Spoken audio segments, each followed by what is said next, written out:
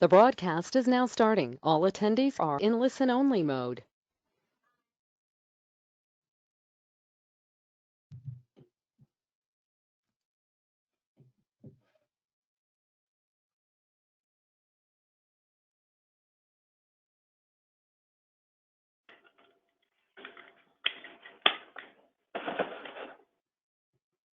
Good afternoon, everyone, and welcome to AWCI's convention and INTEX Expo Reconstructed.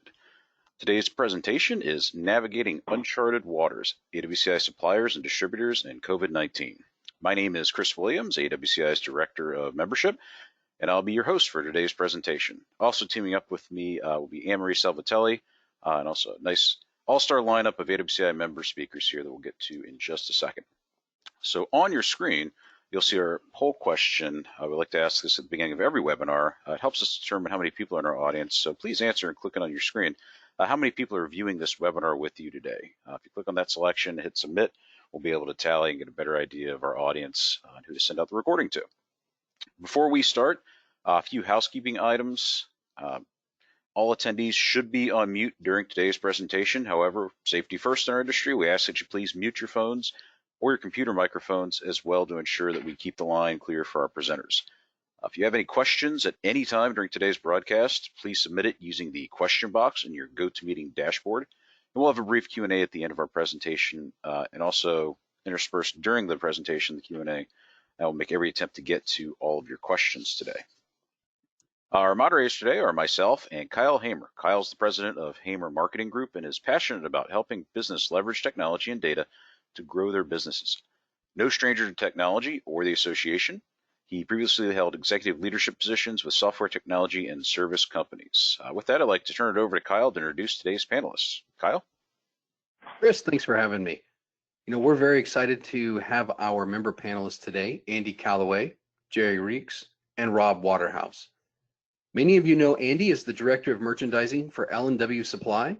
He's been in the industry for over 15 years and is an active member of several industry associations. He lives in Glen Ellyn, Illinois with his wife and 2 kids. And though he normally likes to travel, run, and watch sports, these days he's working on his social distancing skills.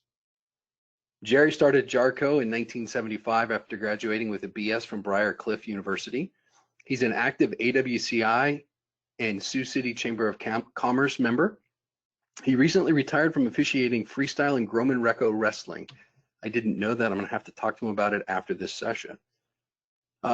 This took him from 12 different trips overseas and to 20 different countries, where he officiated 4 USA World Team Trials. And after 44 years, Jerry went back to school last month and finished his master's degree in business management. You all recognize and know Rob as the president and CEO for Grabber Construction Parts. He has been, or Grabber Construction Products, excuse me, I want to get that right, Rob. He has a 34-year career in construction, product manufacturing, and distribution with USG, L&W, and now Grabber. For 25 years, Rob has been an active member of AWCI and its foundation. Thanks, Kyle.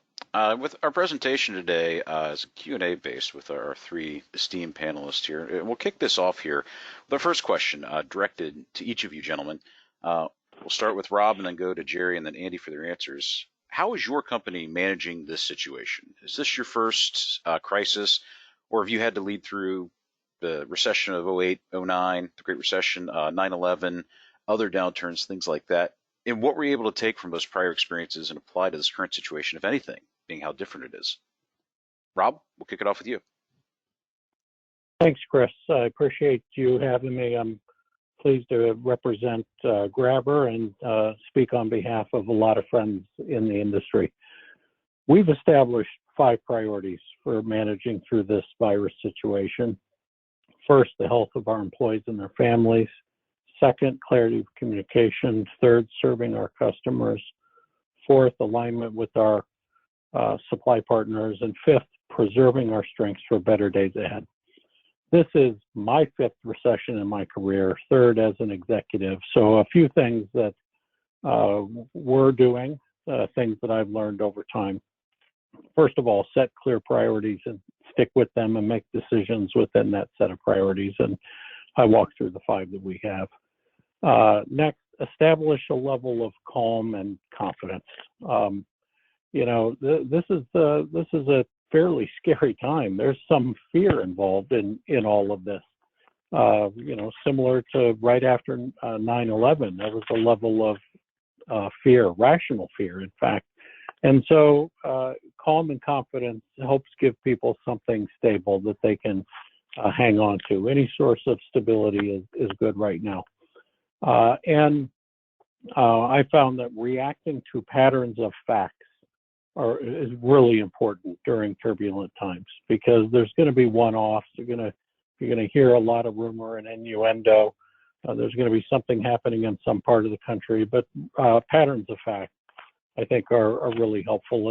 And the last thing I'll mention on this question is, look at your overhead and know how the money you spend is valued by your customers.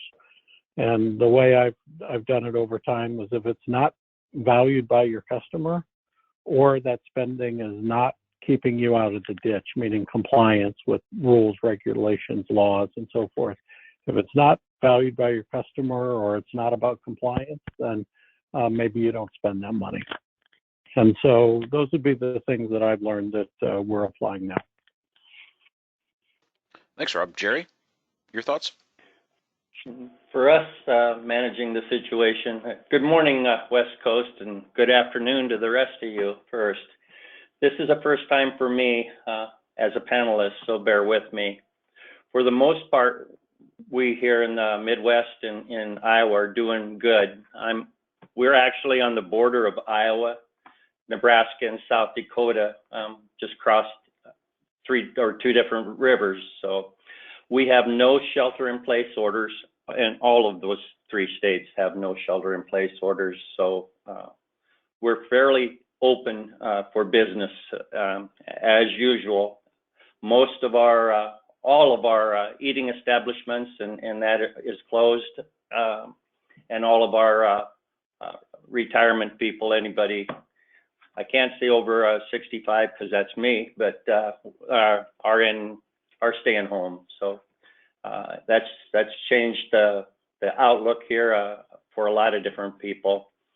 For us, we're keeping the office traffic to a minimum. We've had a run on masks, hand soap, and toilet paper as usual. Everybody has. For me, I've been in business for 46 years, so I have seen a lot, but obviously nothing like this. Crises, I do remember 16% interest rates, as many of you do.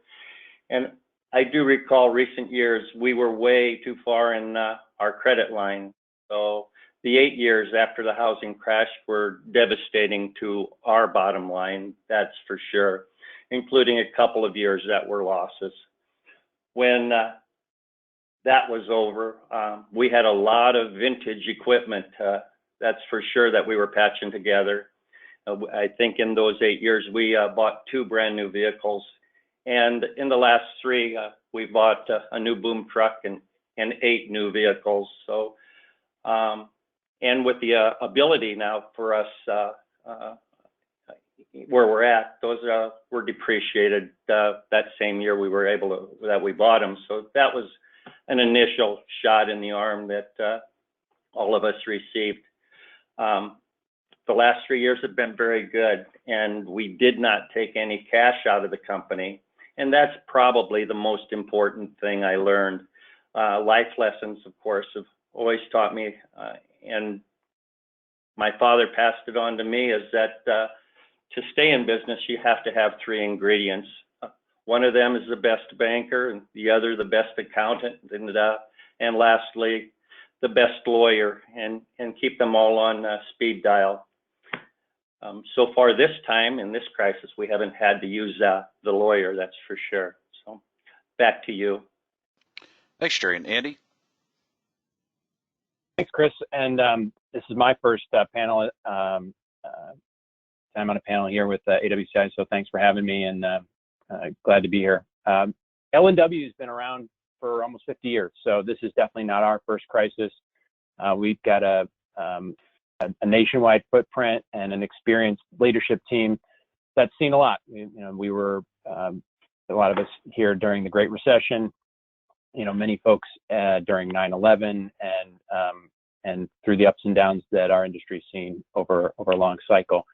This is the first pandemic we've all been through, I think.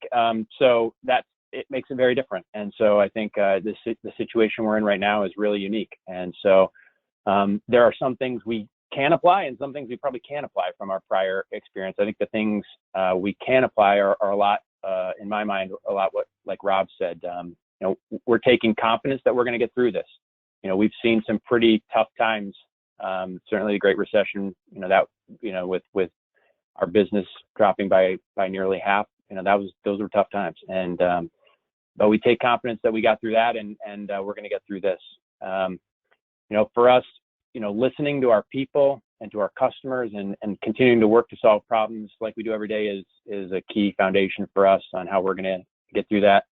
We want to keep an eye on what's right in front of us here. There's certainly uncertainty immediately in front of us, and how do we manage through that? And we're also keeping, one eye down the road too. So we need to plan for both the short and the long term as we try to figure out what's coming. Certainly the longer term is, mid to long term is, uncertain, as is even the short term, but we're trying to keep one eye on both so we can manage effectively and look to come out of this stronger. Jerry, this is Kyle. By the way, thanks guys for sharing your perspective and advice. One of the things I'm really interested in about Jerry and Andy is, and Jerry, you specifically, you just talked about how all the states that you're in don't have a stay-at-home order. Are you seeing a disruption to job sites? Are there any closures? Are you having trouble getting products, delivering orders? Right now, we're in good shape. All of the construction sites are open here in probably the 90-mile radius. Sioux Falls has changed a little bit. They've had a recent outbreak, so they're starting to close a few things up there. But here in Sioux City and around the Siouxland area, all the construction is business as usual, and there is a lot of construction here. We've been blessed. That's great. Andy, what are you guys in LW seeing with orders that can't be delivered, or are you not running into any restrictions yet? As a nationwide distributor, we're certainly seeing probably a bit of everything. We're in markets that are some of the most restrictive, and we're in some of the markets that are not seeing as many restrictions. So, I think that the situation for us, if you think about it, is not all that different than every day, and in some ways it's so different, right? And the way it's not different is we run into challenges on job sites every day, and a lot of that's just about communicating with our customers. And I think we just need to be more proactive about that communication now, or as proactive as ever, maybe is a better way to say it. And so certainly the situation, can change now, unlike what we would normally see with a governor's order overnight. And we have seen that. And so we've reacted. We've been very proactive with customers to talk to them about what's going on their job sites, and trying to avoid, going out to a job site where work isn't happening. So really taking us, communicating a lot with customers, but that's what we do every day. So really, in some ways, again, it's not that different. Just the circumstances around it are widely different. It is, Chris. I have a quick follow-up question to that. You talked about being as proactive as you guys have been from a communication standpoint. Have you had to tailor communications at the yard level, or has there been status quo in terms of the frequency of communication and what the message is? We've certainly had to change some things. A lot of our industry, loves to be face to face. We love to be face to face with our customers, and so we've had to change some of that. People, walking into branches and being at our counters, we can't do like we used to. But our customers over time have used the technology that's available to them. They call us, email us, text us, and they reach out to us in many ways. And so we're just using those more as it pertains to customers. And, when it comes to the day-to-day on jobs, a lot of that's done on the phone or via text or email or what have you. So So that's pretty normal and pretty natural. And again, the big thing that's probably changing is the face-to-face and the branch activity. Mm-hmm. Rob, this next question's for you.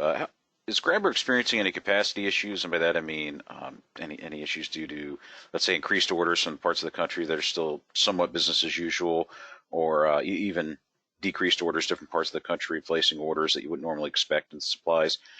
Things like driver shortages or just your shipping network shortages or raw material shortages, things like that. And if so, how are you resolving them? We don't really have any shortages of anything right now. Think back a year ago.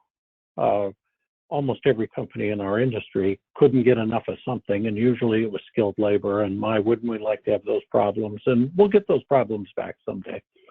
The only product that we're not able to source at the volumes that we would like are masks.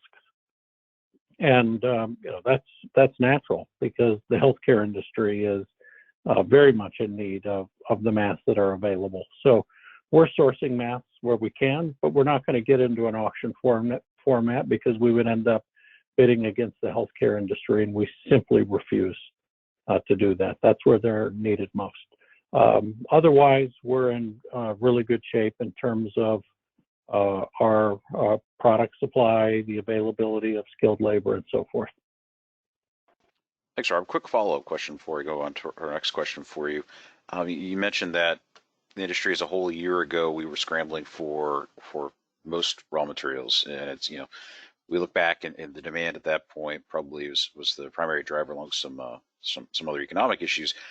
Do you think that the fact that there isn't as much of a scramble now, when a month or two ago we were projecting material shortages on the manufacturing side, is that due to a decrease in demand, do you think, just out there? Well, there's absolutely a decrease in demand, and I think we all started to feel it about a month ago. And the demand differences Andy referenced, there's certainly some regional differences in terms of the demand drop, but there's no doubt demand is down everywhere. And no matter where you live, people are aware of the virus and are concerned about it. And so, that has some natural impact on demand right now and demand going forward, because the path of this virus, the path towards some resolution, the path towards a new normal is just not well understood. Anybody who thinks they know what that path looks like is really not telling you the truth. It's just not absolutely clear.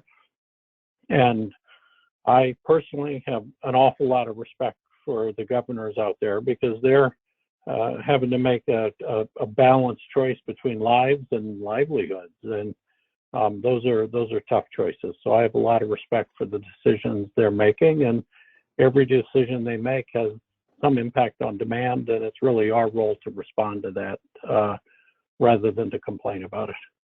Mm-hmm. Our next question is for you, Rob. What protocols, Grabber's got a number of locations throughout the country, regional personnel. What protocols have you instituted to protect your employees? We've had a number of policies in place for about a month. It's if I look back at the date, it's probably closer to 5 weeks. So, regular hand washing, sanitary products, hand sanitizer and wipes available, covering coughs, social distancing. All of our 24 facilities have thermometers now, no-touch thermometers. We're taking everybody's temperature when they arrive first thing in the morning. And if you've got a temperature over a certain level, we send you home. It's just one more way we can keep our employees' safety as priority one. And we're also keeping all visitors out of our facilities. And we normally would certainly be happy to have visitors, but we want to make sure that the only people that walk into a Grabber facility right now are those Grabber employees, and they know our policies and procedures, and they're following them. We've got a number of people working from home because they can, and we're certainly keeping them off the road. And there's no airplane travel, no hotel stays, and we're just doing everything we can to keep our team intact and keep our employees safe.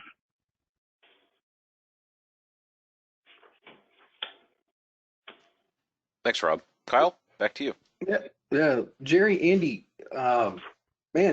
Jerry, it sounds to me like, at least based on the way you shared things earlier, that there hasn't been really a large interruption. But it does sound like for L&W and what you're experiencing, Andy, it's very regionalized and pocketed. So when we look at job sites having to stagger start times for different trades to help manage things around social distancing and some of the different requirements, how is that affecting delivery schedules, or is it really not having an impact on it at all because demand is down? I'll go first. I think for us, deliveries always have been coordinated. So if a buck hoist is involved, that's already pre-scheduled at least a day before. If multi-stories, most of them only leave you one window per floor, and the hotels that we have going. So that's always a coordination with the superintendent. We know ahead of time where the access is and how we will get it there. So it really hasn't changed for us in most instances. Andy, what about you and L&W and some of your markets there are more interrupted? Yeah, I certainly we've had to prepare for things and maybe some different things like greater restrictions on job sites. You alluded to staggered start times. There's some jobs where we're seeing a limitation on the number of trades, and we're considered a trade. So, but to Jerry's point, we schedule and we plan with our customers every day. We're scheduling, where they need the material, when they need it, and those things are dynamic in a normal cycle. So I think that we're used to that.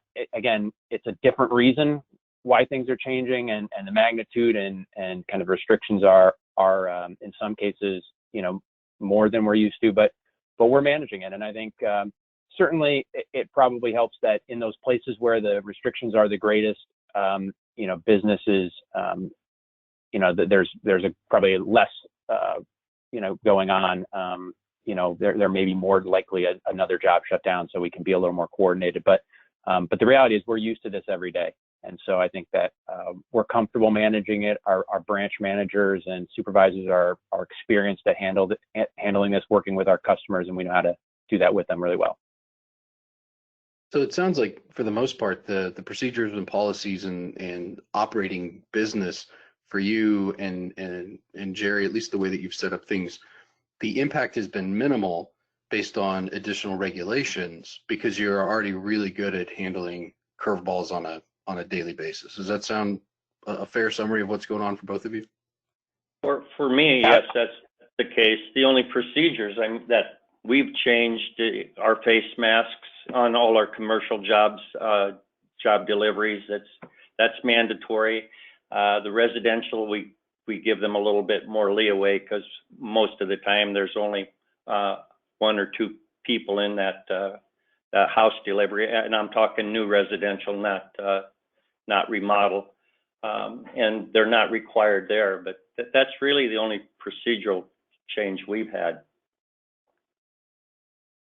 Yeah, I would say for us, there's no real formal procedural change when it comes to the bulk of job sites. It's we have to react to the demands of the job site, and we're reacting to different demands of the job site, and so we're adapting to that.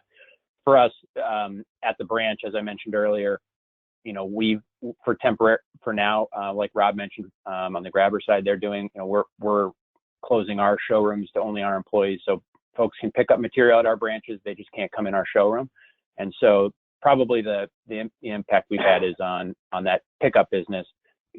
Folks like to come in and talk to us at the counter, as I mentioned earlier, and we have good relationship with them. We're just having to do that in outside the branch, loading their truck or their equipment, their material on their equipment, without that face-to-face interaction. But that's the greatest impact we're having. Thanks for that, Rob. Next question for you here. Like you mentioned just a minute ago that it doesn't appear that a lot of the supply chain has been disrupted other than masks. Most materials are available and you have what you need in order to complete a project. Are you seeing that that's varied state to state, or is that countrywide it's still wide open? We're not really seeing any supply issues, state to state or region to region. We haven't had any manufacturing facility shut down, and so we really have no supply issues other than the masks. Obviously, we're keeping track of this really closely on a regular basis, but we don't anticipate any issues right now.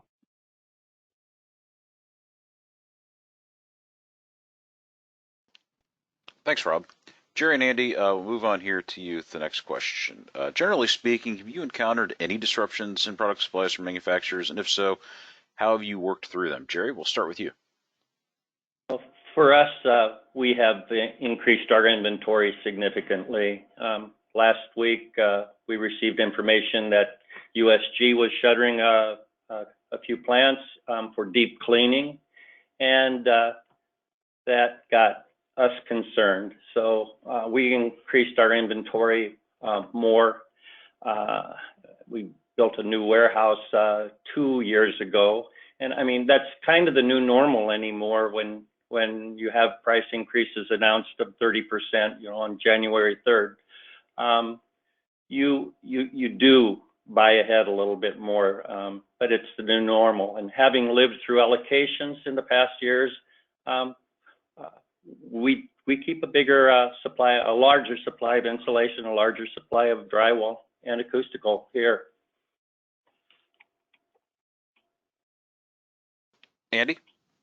Yeah, How's L&W? Yeah, so for us, as this started to come to the forefront more and more in February and March, we took a proactive approach to make sure we had a product on hand. Like Jerry said, we wanted to be, proactive to have material in case there was an issue. We haven't really seen it. There have been challenges. As I mentioned, we cover the country. So as a governor has put in a shelter-in-place order and restricted business to essential work only, and there was some early, I call it confusion as to what classified as essential work, and manufacturers might have had to push to get approval.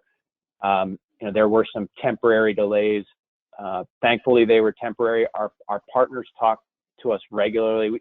We always have good communication, and I would say we've heightened that communication at this time, and they've been really great about letting us know the specifics of their situations and how they're working through them, the progress of them, and it's allowed us to be proactive in handling that, and haven't had any problems when it comes to the market. So there may have been a day where they had to stop operating to get clarity, and they got it, and they were back up and running and supplying us. And in the meantime, that inventory we had helped us. But that's really most of what we've seen. And thankfully for all of us, I think as it's come through, most of the work, certainly the work we do on the distribution level, has been deemed essential.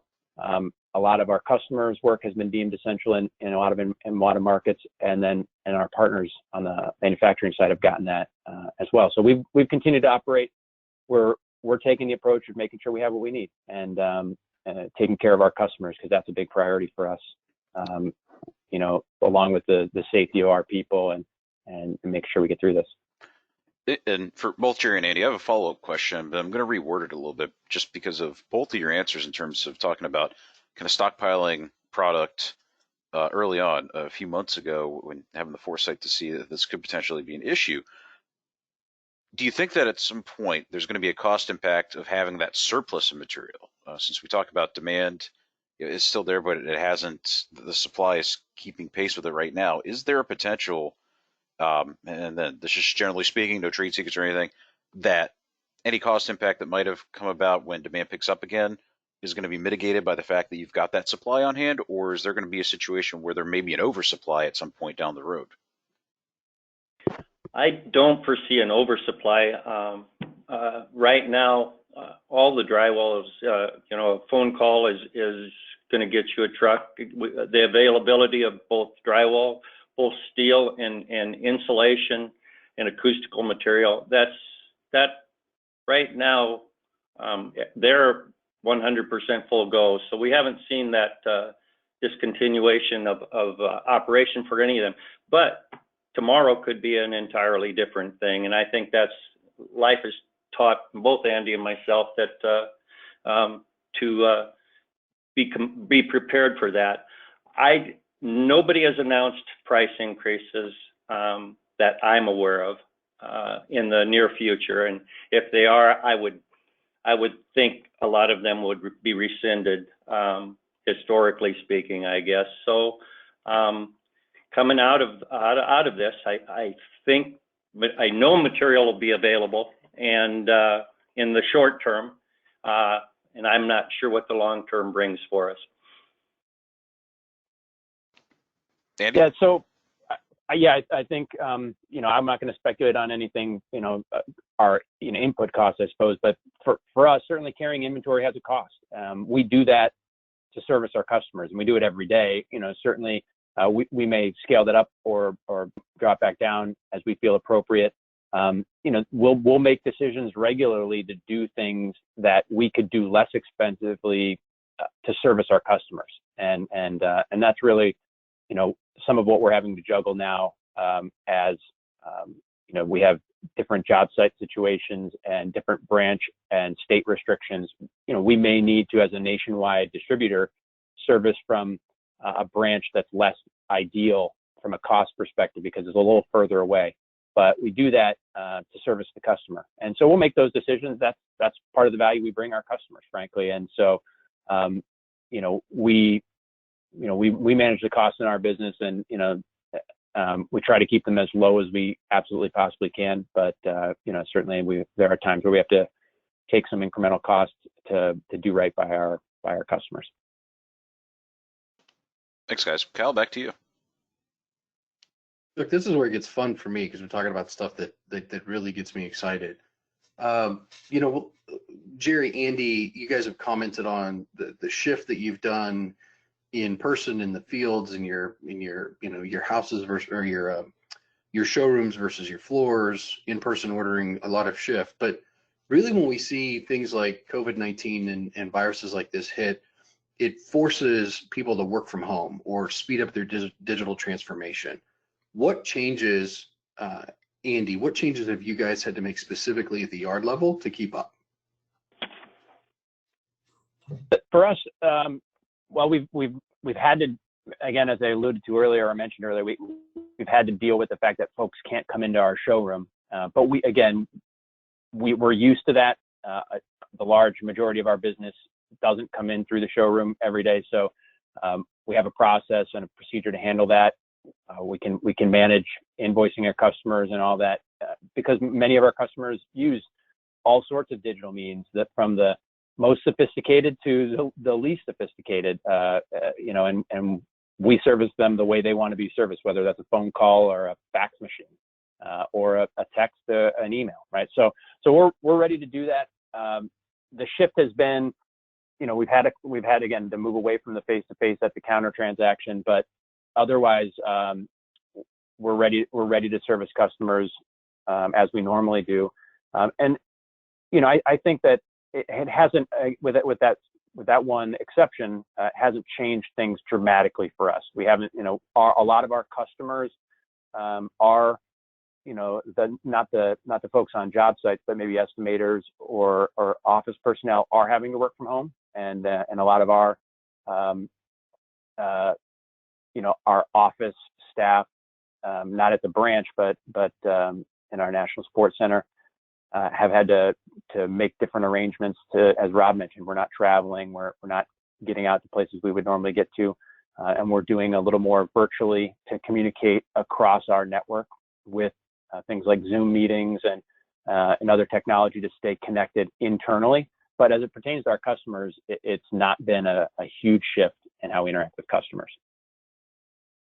There hasn't been a disruption in the ability to order because you don't have people in the physical locations to enter orders as they come in through like a mainframe network. You haven't had to work through, is it in the cloud or a local intranet? The systems were already there.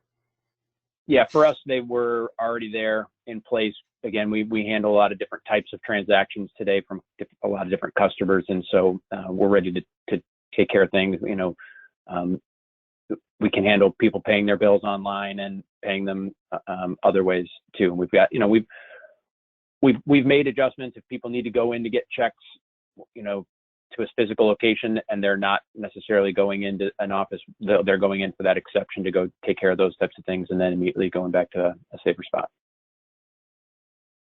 Jerry, a little bit different spin on the same question, given that it seems to be work as usual for you in the Sioux City area. If things were to change dynamically and the work from home order became mandated there for you guys locally, what sort of impact would that have on your day-to-day operations, and what sort of changes would you guys need to make in order to accommodate? For us, I don't foresee that happening, but if that's the case and construction's not is deemed non-essential, then we would have big problems. That would pretty well close the doors and we'd shut her up for a while.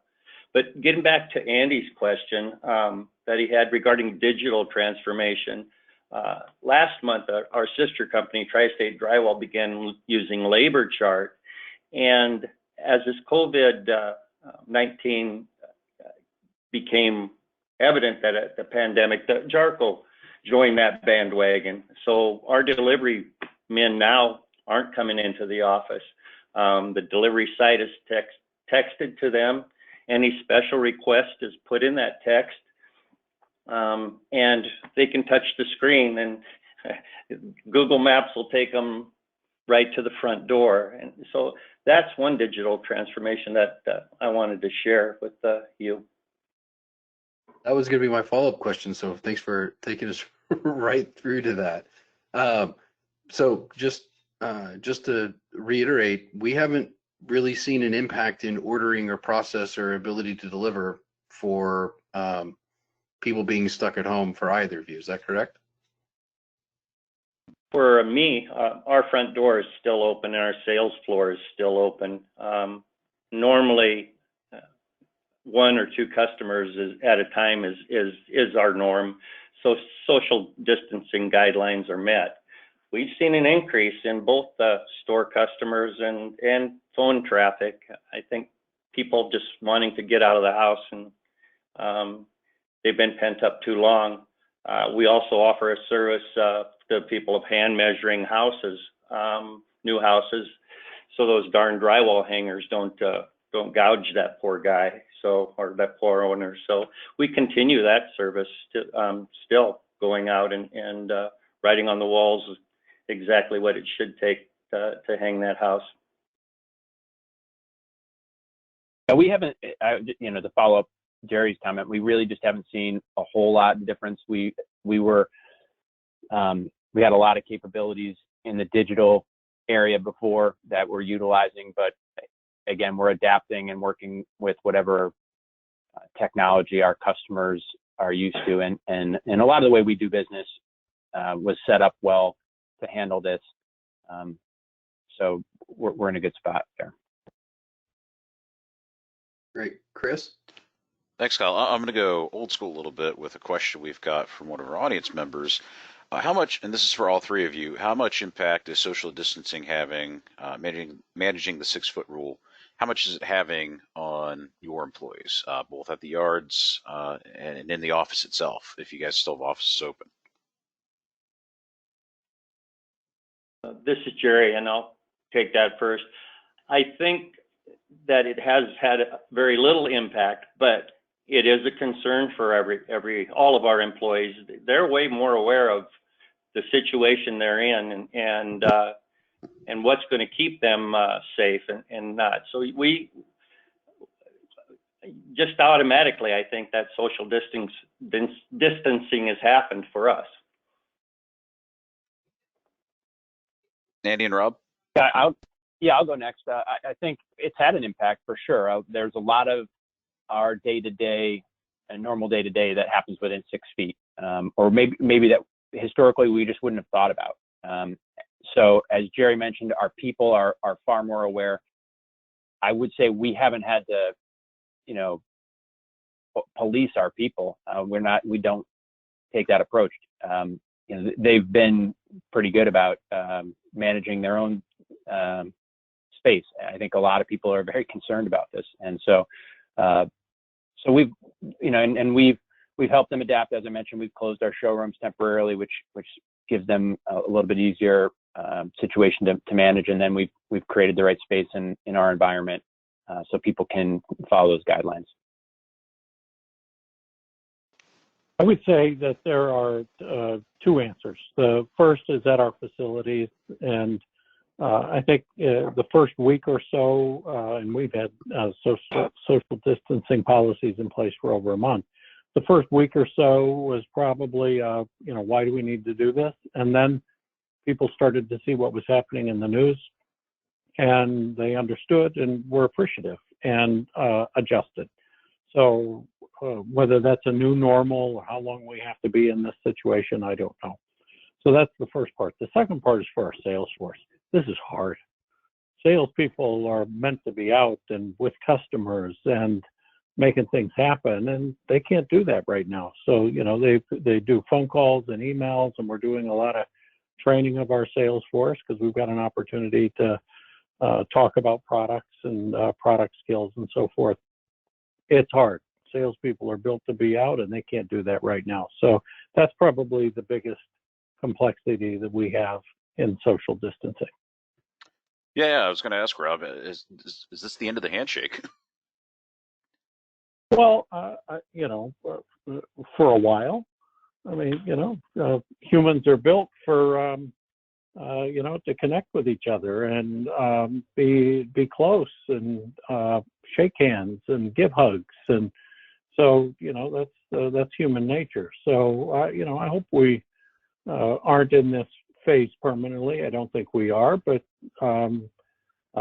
handshakes aren't the normal everywhere on the globe, so maybe we'll have a new tradition.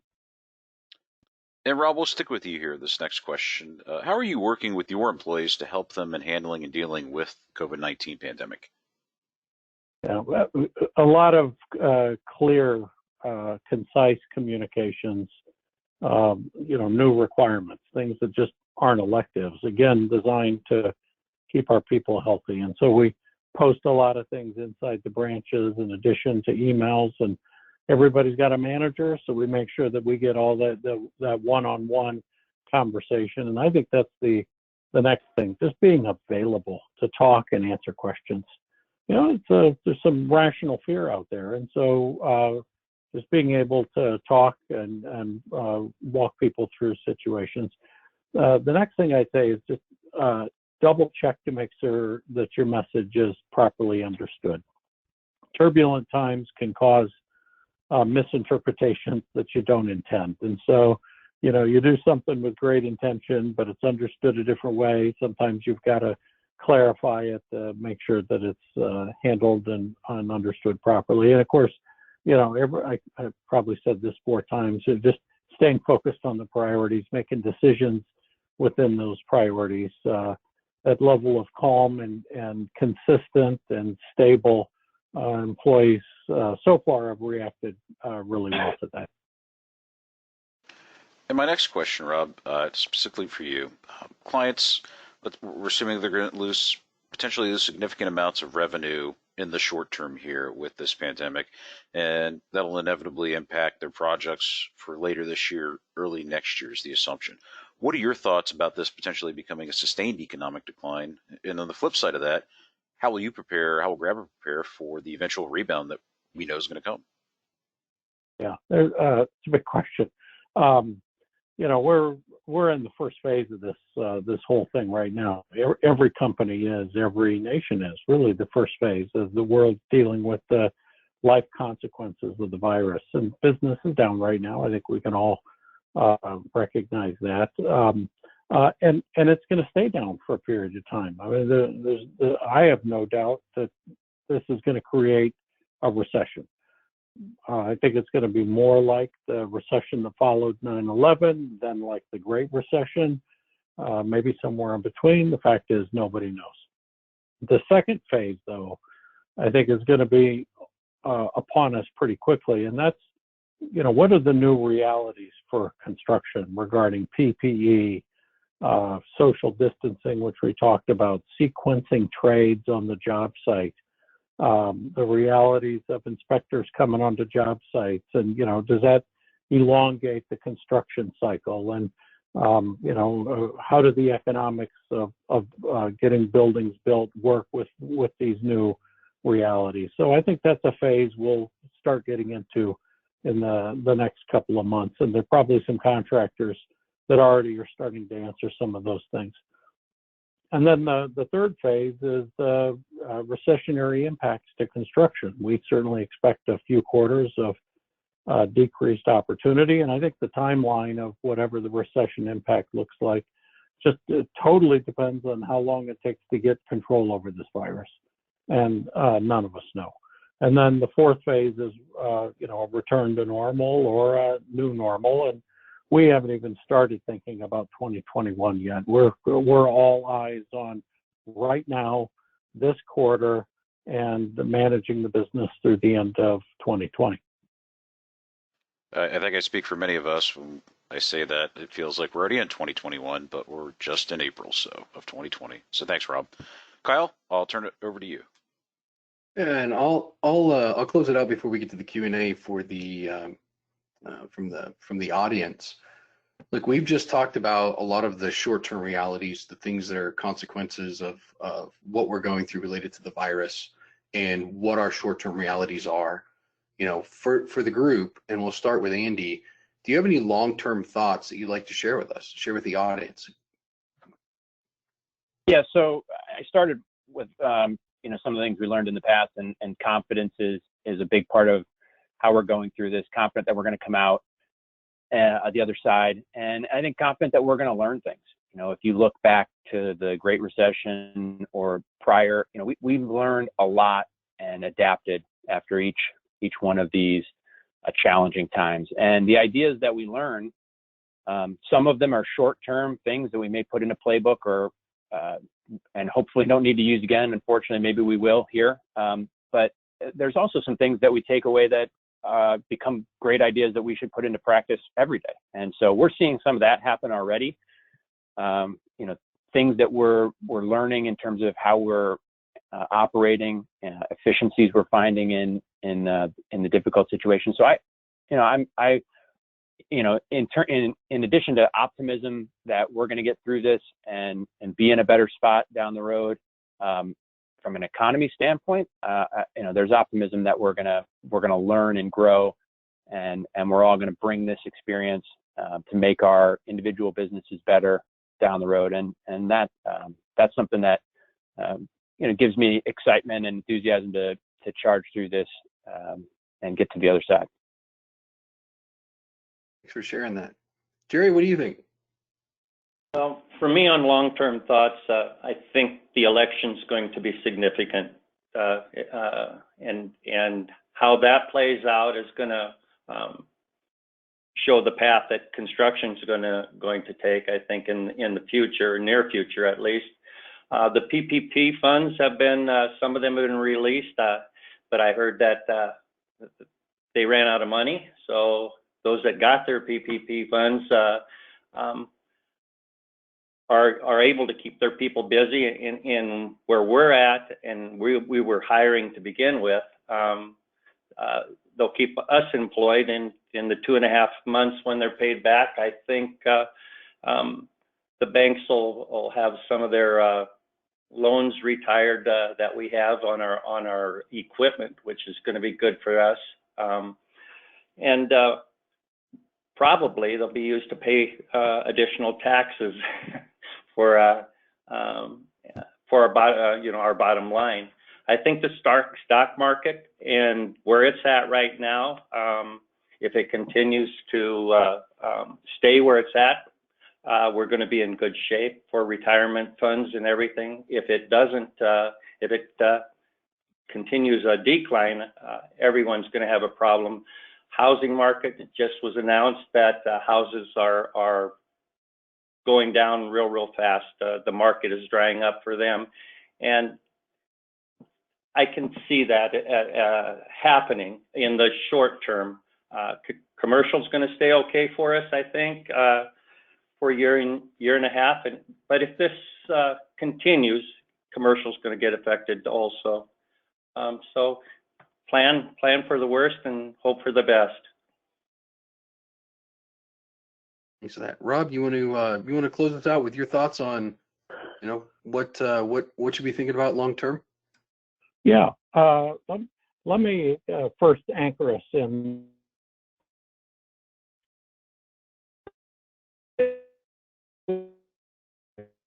things happening, almost full employment, optimism for the rest of the year and beyond. And now we get thrown a major curveball. This is a health-induced issue. Our economy will return to a very healthy state. It just absolutely will. It always does. Americans are built of the toughest stuff possible. And so we'll get back. We got to solve this crisis, but we'll get back. And we have before, and the journey is not going to be easy on this one because there's just an awful lot of uncertainty about what happens next. But I don't think any of us should have any doubt in terms of our nation or our company or our skills as individuals or our skills as team members in our companies. We're built to tough stuff. We're going to get through this. And I think it's really important as whatever we're doing right now, managing, leading our families through this, leading our companies through this, just every once in a while to imagine yourself 5 years from now and just reflect back on what you were able to do to get your family, your company, your coworkers through this.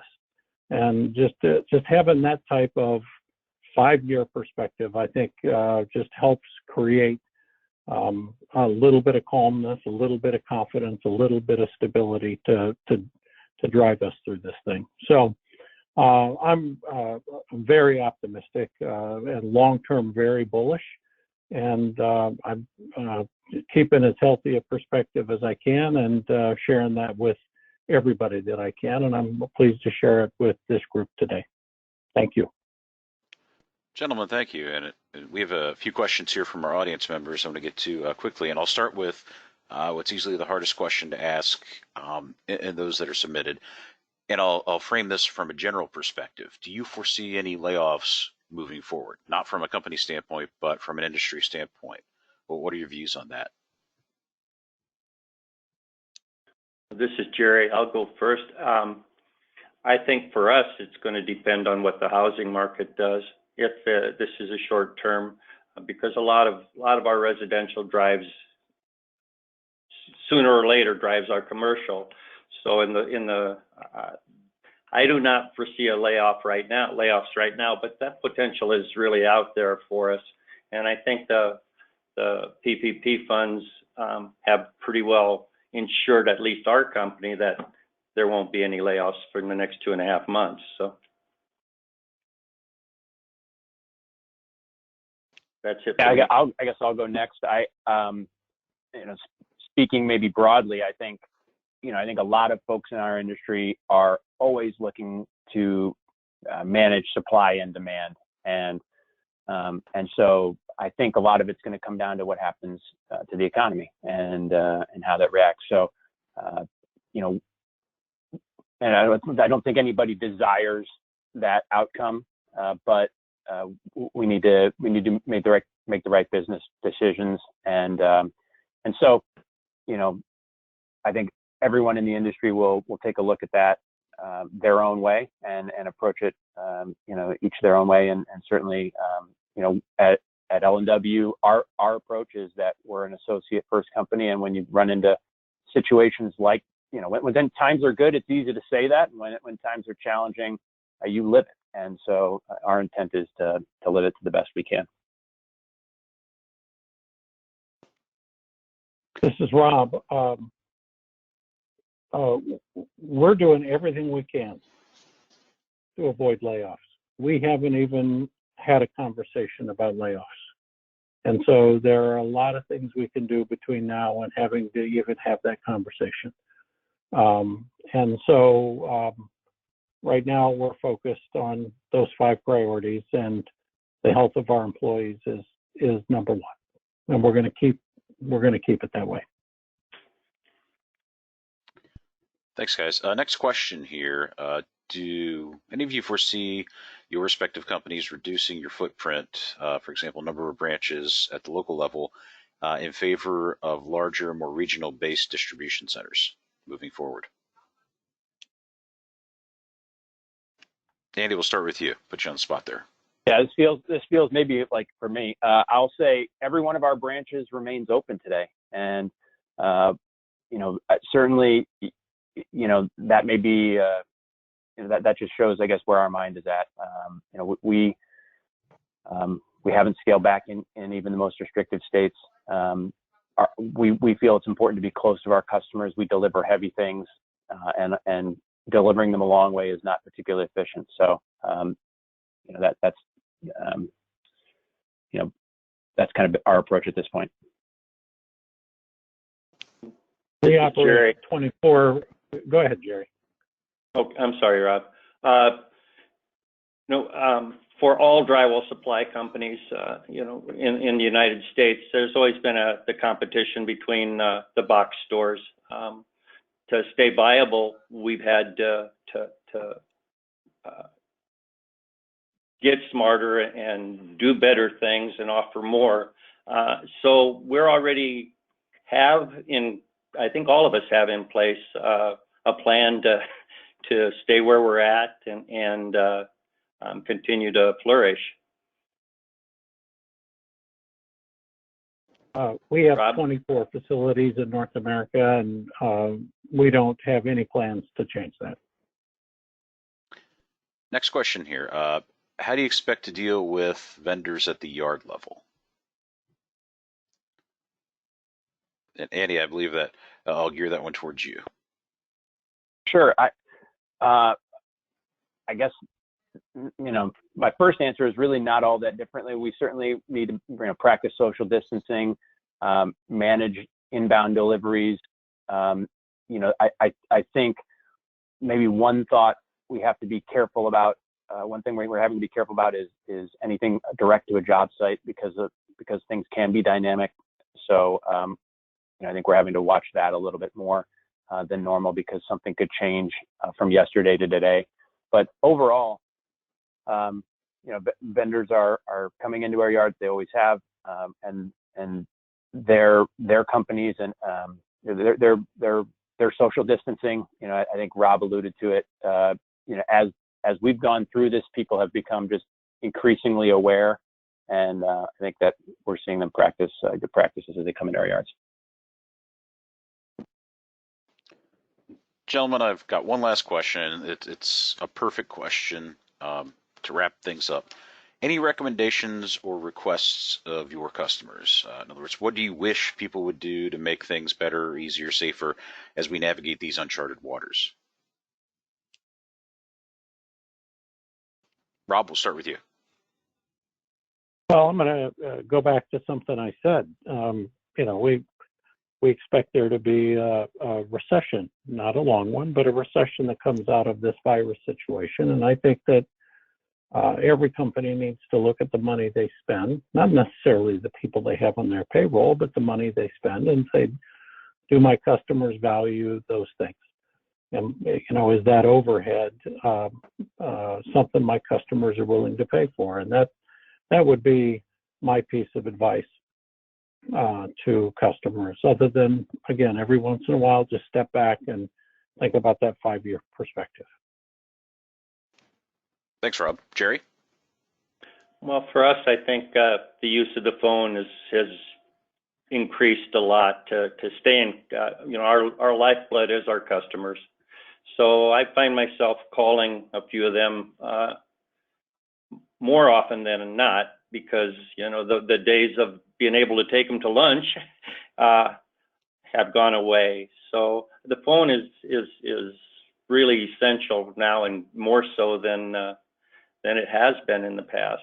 That's the belief I have. Andy, we'll wrap up with you. Yeah, so I think for me and for us, I think about what I look for from our suppliers and from our customers. And I think that a lot of it's about communication, and especially in the short term. We want to be talking about jobs that are going, things that may be coming, things that may be delayed in the near term. So as much as ever, that communication that we have with our customers is critical. So, and we need to have it with our suppliers, where we're their customer. And so I think making sure that we're talking openly about what's happening. We're taking a very honest and proactive approach. It's no different than what we always do, because frankly, it's just the best means of doing business, to talk truthfully about what we see, and then asking our customers to do the same, so that we can really be effective to manage their business down the road. And we're having great open discussions, like usual, but in uncharted times where I don't think any of us know the answer. And so we'll keep doing that, and we're appreciative of those customers of ours that are just giving us everything they know and telling us what they know, so that we can serve their business well and take care of our people and take care of them and our vendor partners.